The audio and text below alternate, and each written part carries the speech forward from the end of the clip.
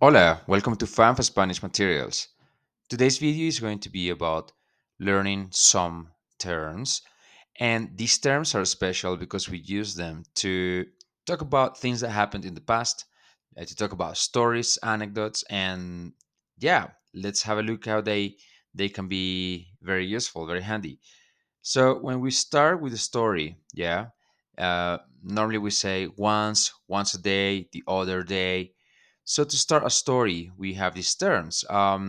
So we have these terms here. Una vez, like once, or un día, it's like one day. El otro día, the other day. So you can start story with these terms. Yeah, these three. For now, we also have other terms, but for now, let's start using these terms to start the story. Um, let's say here, una vez llegué a Madrid, bla, bla, bla, bla, bla. Un día estaba comiendo en el tren, bla, bla, bla, bla, bla. El otro día vi tu carro, yeah. So we are starting the story or the thing that happened in the past with these expressions. They are very good. Also, to give sequence, well, remember that to give sequence, we use past simple, right? And well, we talked about this before, but also we can use expressions that are also connecting, between one event and the next one. So we can say, y entonces, después, yeah, luego also is another one. So, yeah, let's do. Vi un restaurante y entonces decidí ir. Like I saw a restaurant and then I decided to go. Ah, una persona entró y después se fue. One person came in and then left. So these are expressions to, like, it's just to sequence your story. Yeah, you don't have to put them, but it's uh it's nice because it's like it connects more, the events. It shows a clear sequence of them.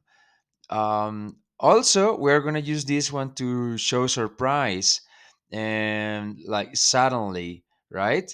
And we're going to use de repente. De repente, yeah, oí un ruido y corrí. Like, suddenly, I heard a noise, a weird noise, and I ran away. So, like, de repente, um, sometimes also de pronto is also used instead of repente. You put pronto to show like the suddenly pronto.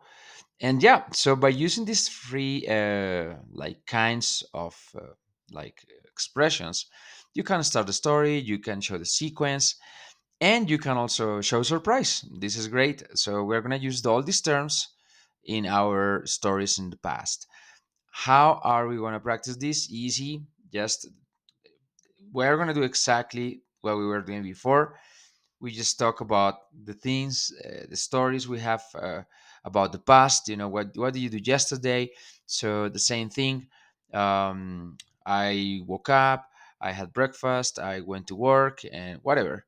Yeah, and that sequence. But then you're gonna say, yo me desperté, después yo desayuné y luego fui a trabajar. Good. So now you're using these connectors, these expressions to connect the sequence. But also you can introduce some description like ayer estaba lloviendo, me duché, tenía hambre, entonces desayuné, luego fui al trabajo y trabajé 3 horas. De repente me llamó un amigo y hablé con él. So you see, like I'm describing, I'm telling more stuff around. So use these expressions después, de repente, yeah. Um, Also, una vez, or to start the story. You don't have to, but try to use mostly the sequence ones and the surprise ones. That's it. Give sequence, describe, and use the terms you learn here. And as well, please, I forgot, Quizlet, flashcards, and notes on writing if writing helps you learning. Have a lot of fun with this, and then, yeah, see you in the next video. Hasta luego. Bye bye.